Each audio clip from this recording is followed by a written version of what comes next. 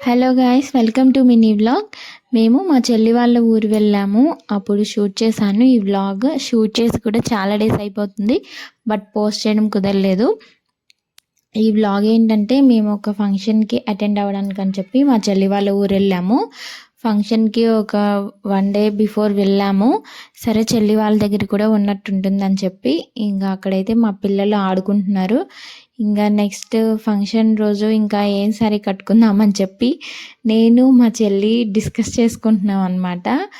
అంటే తనేమో ఈ వైన్ కలర్ శారీ కట్టుకోమంటుంది, బట్ బ్లౌజ్ నాకు అంతగా నచ్చలేదు. ఇంక అందుకే వద్దనేసాను.